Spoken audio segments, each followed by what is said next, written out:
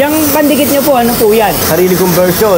Ito po hindi po nabibili at ginagawa ko po. Ang kakaibahan po namin, ako po hindi po gumagamit po ng TIG. Kasi po ang TIG ay temporary lang. Wala kayong maasahan na quality at warranty. Magandang araw mga kabakal. Meron kasi akong napanood na isang vlog galing kay Solid Classic Bisikleta. Parang ganun yata yung napanood kong vlog. So ngayon, nadaanan niya to or pinuntahan niya tong isang welder na to. Nagre-repair ng mga hub ng motor. Halos karamihan ng mga nire-repair niya ay mga alloy or zinc na yung mga hub. So alam naman natin yung mga hub ng motor, ano yan, zinc yan. So ngayon, gamit niya tong isang gas welding or acetylene sa paghihinang. So ngayon, meron lang siyang nabanggit dito na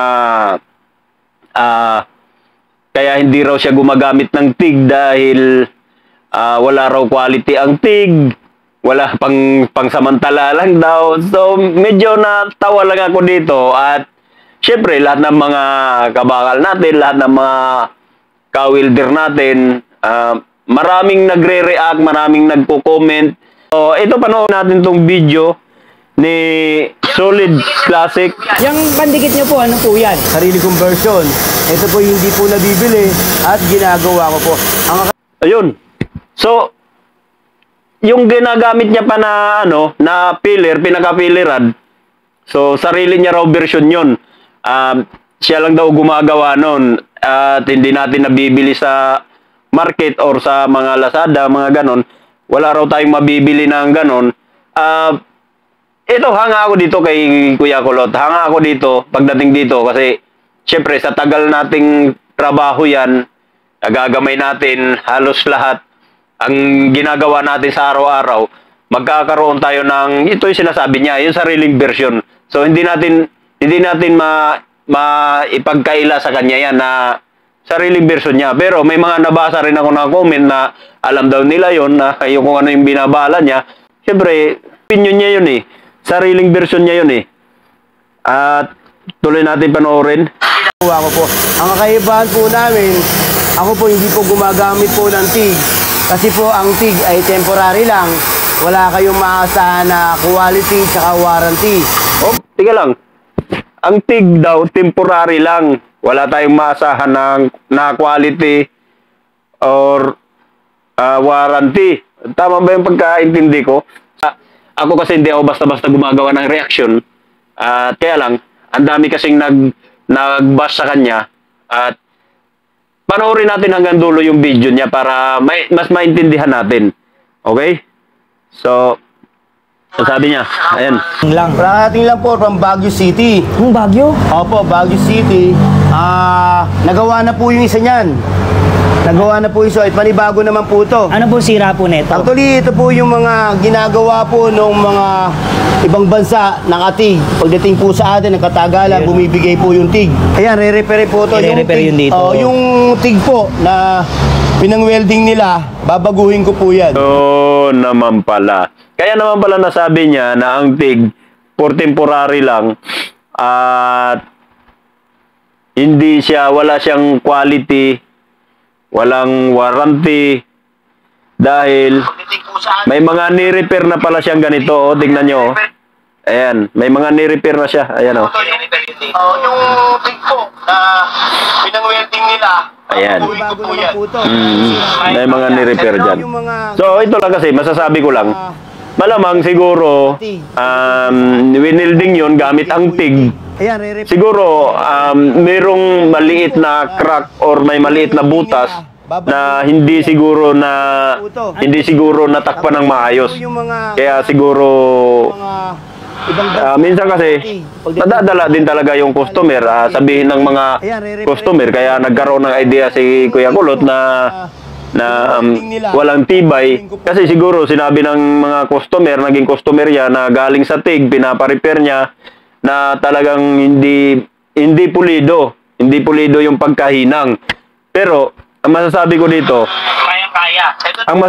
dito, pag naghinang po kasi tayo gamit ang TIG, kung anong klaseng bakal ang hihinangin natin, dapat ganun din ang filler natin. Meron kasing mga ano yan, meron kasing mga iba-ibang bala yan. Halimbawa sa TIG, kung ang hihinangin mo ay stainless, merong tungsten na para doon sa stainless. Kung halimbawa ang hihinangin mo tulad yan, yung mga alloy na yan, meron ding tungsten na pang-alloy. Yung katulad ng mga hinihinang ni Kuya Kulot. At meron ding filler rod na para doon sa hihinangin niya. Kung anong klaseng bakal yon. Halimbawa, pag stainless, kailangan stainless din yung filler rod na gamit natin. Pagka-alloy, alloy rod din. Kaya ang pinagmamalaki ni Kuya Kulot dito, yung filler niya na sarili niyang gawa. Yun ang punto niya. Kaya siguro, wala siyang tiwala sa TIG na matibay dahil nga marami na siyang nire-repair na nanggagaling na sa TIG or hinihinang na ng TIG tapos dinadala sa kanya, nire-repair. So, yun yung punto niya doon. So, tapusin muna natin yung video niya. Kaya. Ito naman po, pang big bike.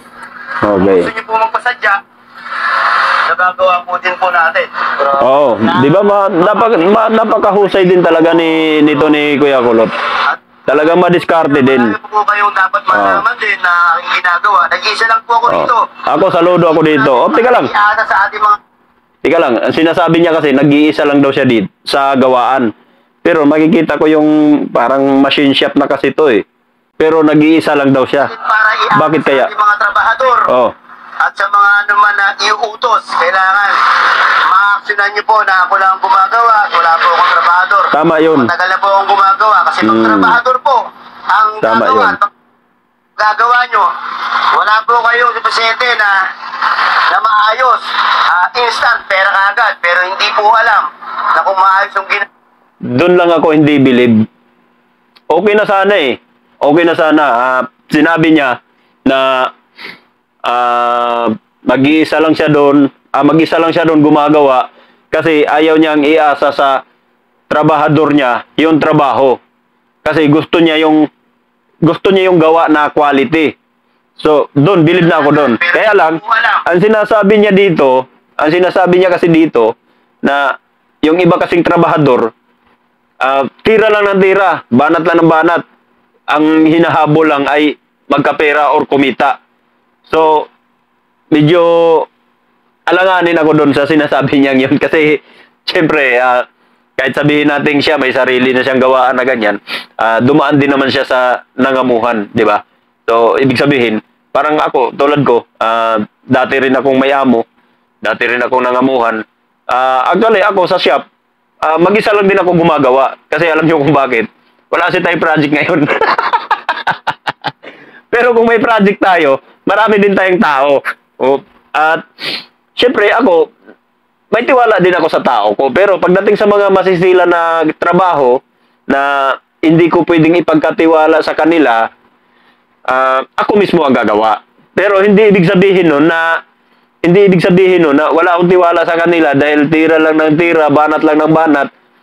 Basta importante sa kanila magkapera. Hindi ganun, hindi po ganun. Pero pagdating sa mga bagay na alam kong kaya ng tao, pinagkatiwala ko 'yan. Ayun. So, panoorin pa natin. Pero hindi po alam na kung maayos yung ginagawa. Okay. Masisira po tayo. Oo, tama. Importante po ang gumagawa at isang tao lang. Tama. Mahirap naman po pag may mga empleyado kayo. Oo, tama. At kung may empleyado kayo, galit sa inyo. Mm. Yung empleyado nyo, hindi nyo pinabali. Masama ang loob sa inyo. Oh. Sino ba namang hindi magagalit pagka empleyado ka, pagka hindi ka pinabali, di ba? Kasi alam naman natin bilang tayo, namamasukan tayo, at tayo kasi, tulad yan, hindi naman ganun kalakihan yung sahod natin dito sa Pilipinas. So, umaasa lang tayo na pagdating ng Miyerkules, kadalasan kasi, Miyerkules ang balihan. Di ba? Lahat ng empleyado mo, nag-expect yan na pagdating ng Miyerkules, may valid yan. May inaasahan silang pera. Kasi halimbawa niyan, namamasahe pa yung tao natin, namamasahe pa sila, uwian. Ang budget nila niyan, ang budget nila dyan sa pamasahe, Lunes hanggang Miyerkules lang. Yun lang yung budget nila. Pagdating ng Huwebes hanggang Sabado, kaya kailangan nating pabalihin talaga ng Miyerkules yung tao. Kasi pag Huwebes hanggang Sabado, kailangan na rin nila ng budget niyan. Wala na silang budget dyan pagdating ng Miyerkules. Kasi, di ba, magkano nga lang naman ang sinasahod natin, di ba? So, dito, hindi ako dito kasi bilang tayo, obligasyon natin yun sa tao. Yun, siguro yun lang yung mga yun lang yung mga napansin ko rin sa mga sinasabi ni Kuya Kulot. At yun lang yung mga napansin ko dun sa video na yon. At kaya ginawa ko ng reaction to dahil gusto ko ring malaman yung mga opinion nyo bilang isang welder. Hindi lang welder ang pag-uusapan natin dito, bilang isang manggagawa o nangamuhan ka, ika nga, may boss ka. Ikaw kabakal, payag ka ba o sang-ayon ka ba sa mga sinasabi ni Kuya Kulot? Comment down below kabakal. Hanggang dito lang muna tayo mga kabakal at maraming salamat sa inyong pagsama. At kita-kita po tayo sa next video.